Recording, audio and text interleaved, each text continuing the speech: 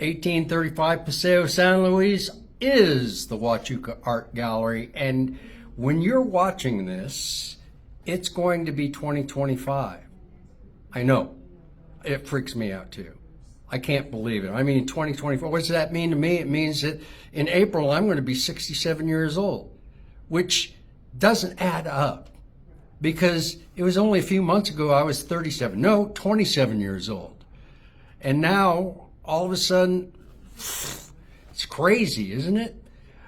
But here we are. It's a new year, 2025, and Christmas has come and gone. Now, I'm wondering if you might have gotten gifts that were, the thoughts that counted. And now you're in the market to look for something that you might want. Well, guess what? Everything here at the Huachuca Art Gallery is for sale. So come on in, take a look around. Maybe you'll find the thing that you're looking for. Like any one of these beautiful Arizona Yeti pictures. I know I said I wasn't going to say anything about it, but, got to get something out of this gig, don't I? Right. Hey, I'm going to tell you that I'm pretty excited about today's interview because I'm going to be talking to a gentleman here who has been there, done that.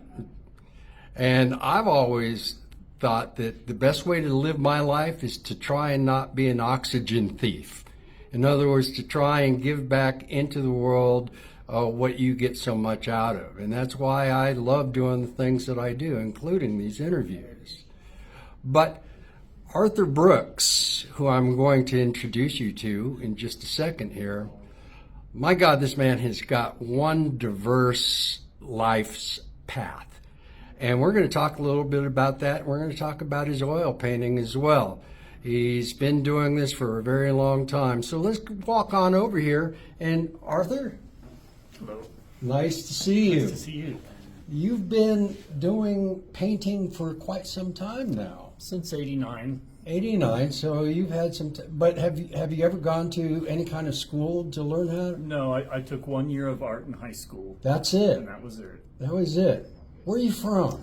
Well, I was born in Tennessee, Mm-hmm. but I've lived all over the U.S. I've lived in the Carolinas, Georgia, Florida, Illinois, South Dakota, Wyoming, England, South Korea, Texas. So you've had the kind of job that has you traveling all over. Well, I was in the Air Force. Okay. For 6 years. Okay. But I like to pick up and go. So what other things have you done? Well, I was a ballroom dance instructor. Wow. I've been a policeman. Okay. I was a butcher. A butcher? A baker. A baker? But not a candlestick maker. Not okay. And I was a waiter. I waited on the younger George Bush once. Oh, did you really? Yep. It was in Cheyenne, Wyoming. And gosh, I've done all sorts of things. So you don't really have anything that you can say was your career? No, I never had a career. No. I'm not one of those 9 to 5 people behind a desk. So you're kind of an elusive dreamer looking for the next big thing and whatever interests you. Yeah, things just come along, and I've flipped houses, historic homes, and I've done 4 houses here in Arizona. Wow. Wow. So obviously a lot of the things that you're talking about that you've done, most of them require some sort of training, don't they? Well, yeah. I've never had any, though. I've just picked up things along the way. How do you do that? How does one do that? I don't know. So, I mean, to be a ballroom instructor, don't you have to go through years and years of training before you can train other people, I would think? I picked it up from watching old movies, and I could just memorize steps. I think it's part of that mathematical stuff that you can, just pick up on, like cutting meat is math related, and actually painting is too. Okay. Shapes and So do you have like calculations running through your head whenever you're doing Yes. things? So you're kind of a mathematician, natural mathematician. but not higher math. It's just, I guess. Numbers come easy. Numbers come easy. I can remember dates when people were born and when things happened, and What about music? Yes, music. I'm a jazz hound, but just the 1920s. I know the words to probably 6,000 songs from the 20s. Really? Wow. And you have an affliction for that era, don't you? Yes, I'm inspired by George O'Keeffe and Edward Hopper. Okay. You also have a little bit of blue blood in you from that era, don't you? My second cousin was Louise Brooks, the silent movie star. Wow. Wow. She did the helmet hairstyle in Yeah. the 20s. And, yeah. Well, when you first started your artistic endeavors, a lot of what you did was portraits of some of the. I did silent movie stars from the 20s, and at that time the people were still alive that remembered them. So I sold quite a few of those, and then my client base died out. So, Literally died out. Yeah. died out. Yeah. So I had to do something else, and so now I'm doing animals and flowers and vegetables and. Well, you've flipped houses too. So when you do a house flip, do you also take into consideration that kind of 20s era Yes. design? Yeah, I do. The houses I've done here are arts and crafts from the turn of the century to 1920. Wow, that takes again no training. no training. It just comes naturally to you, as does your oil painting. Yeah, I've never had any lessons really. It's just something I can do. In high school, you said you Just had high school. high school, an art class, and boom, suddenly you're doing remarkable pieces of art. So, well, let's take a look at some of your pieces. What would you say is your greatest influence as far as your work? I like the art from between the wars, so 1919 to 1939. The Art Deco movement, modern, Cubism. I like surrealism before 1940, like Dali's early work, and I like Pablo Picasso. And Georgia O'Keeffe and Edward Hopper are the ones I really take it. I like their work most. So you have a lot of influence from that era. Yeah. So when we take a look at some of your work here, I guess it would look like the 30s or maybe even the 20s, some of them.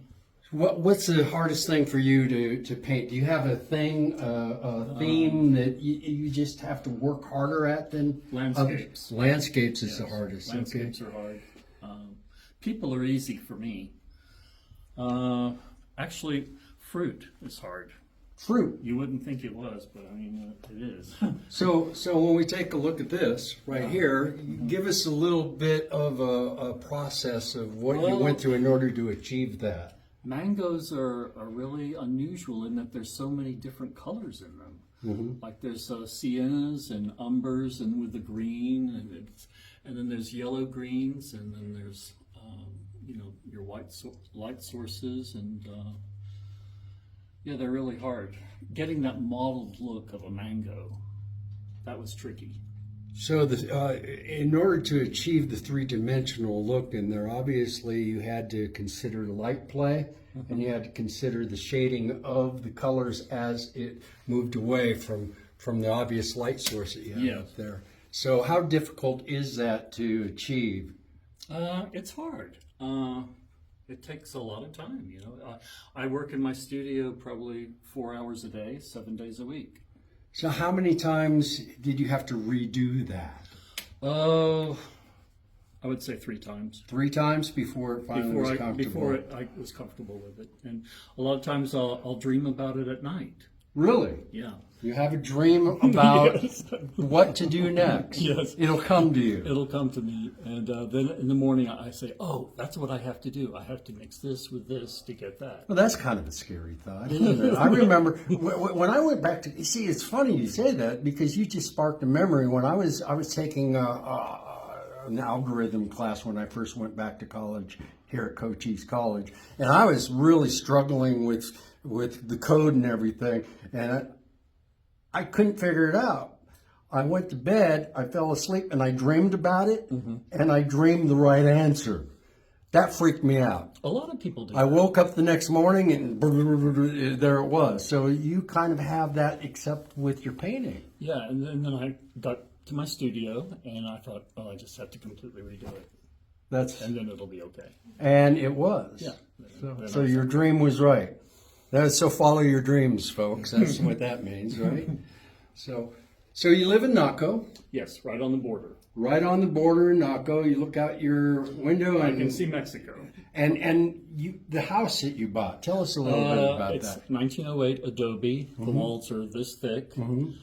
Stays the same temperature year round, about 65. Has a three-sided porch. And it was built by a doctor for the railroad and the mining corporation.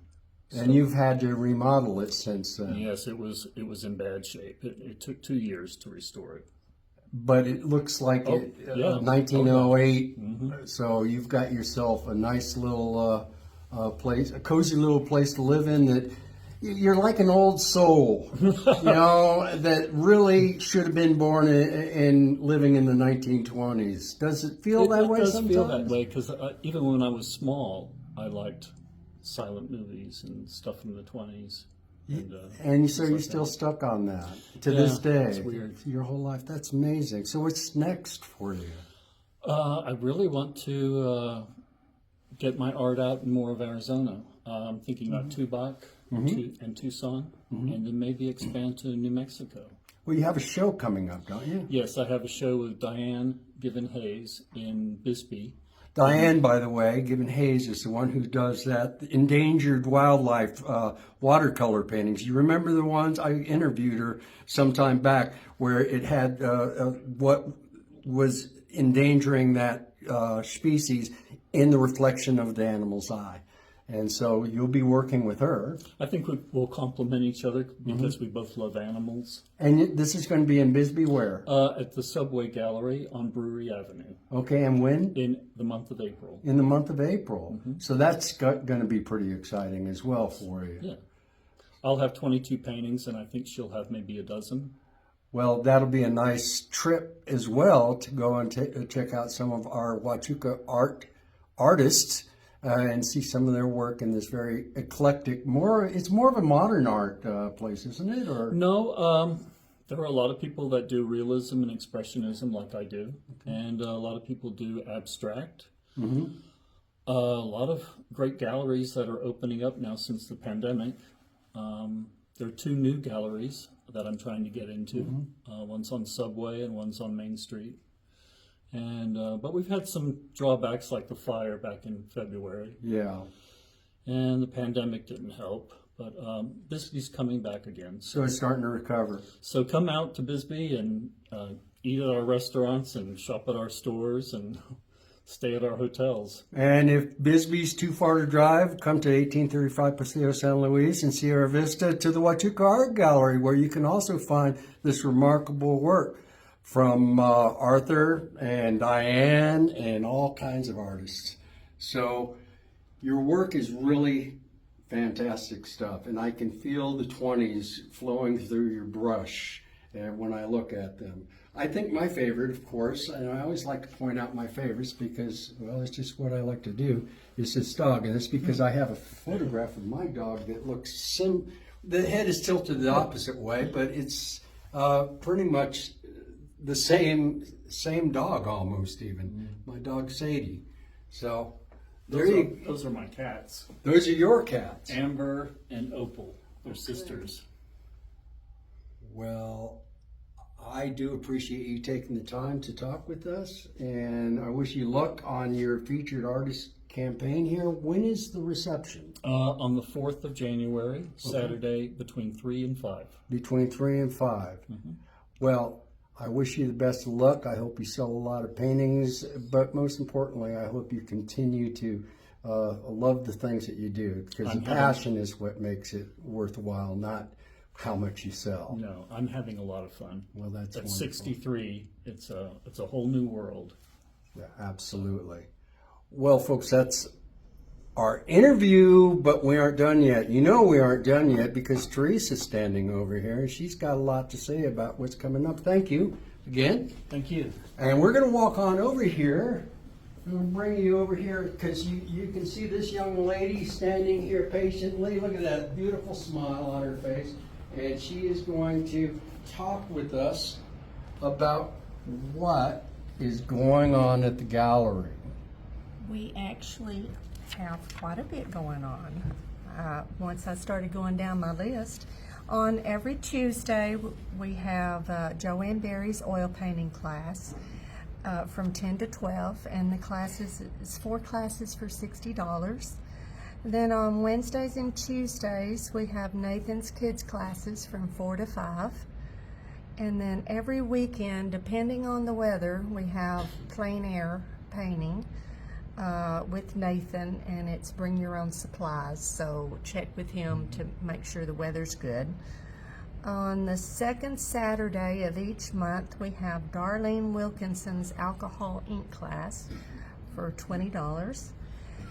And then on January the 11th, we have our day of demos. I brought the sheet here so you could see it. It is a day you can just drop by and participate in whatever demo you would like. Everything's supplied, so it's just a day to come in and have fun and tinker with a little bit of art. And then on January 18th, we have my Roadrunner oil class. Yours. Mine, yeah. Wow, you're doing another I'm one. doing another Oh, one. darn. You got to know that Teresa did not want to do these at all, but she got convinced, and it was successful. And just like doing these live stream interviews, now she can't get enough of it. She's addicted. Well, they had to twist my arm on the first one, and now I'm doing another one.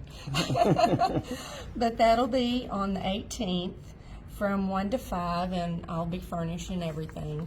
The cost for that class would be $35. So come on by the gallery and sign up. Well, what else?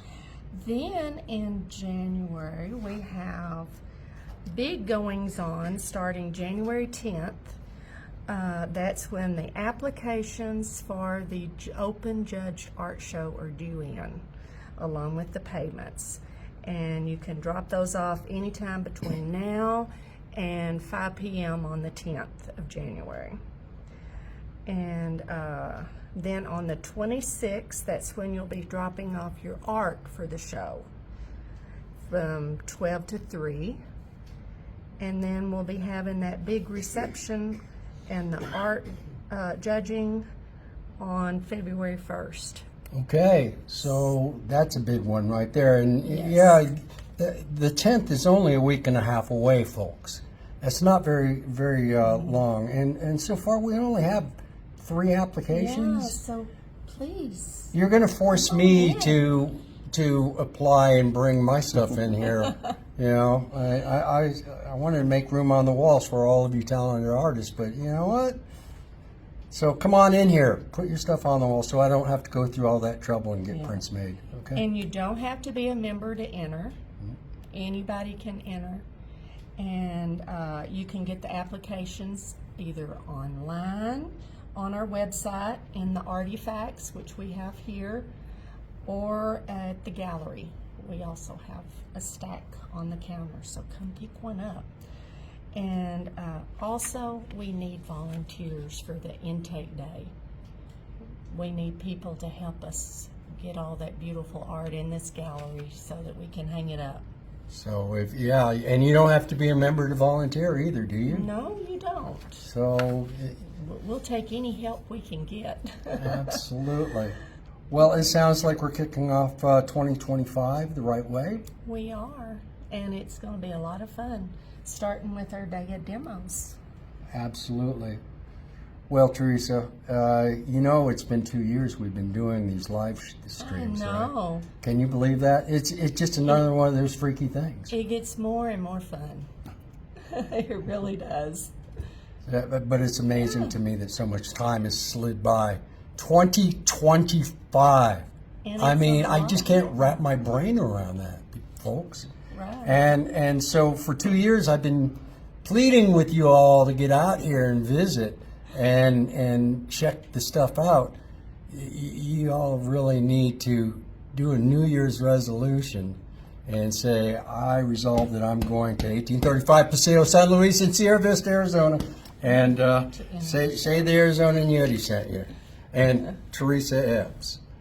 Well, folks, thanks for all of your support for the last couple of years. We will see you on the next episode when we talk about the artwork on the Yes. walls from That will be- for the contest and for their art show.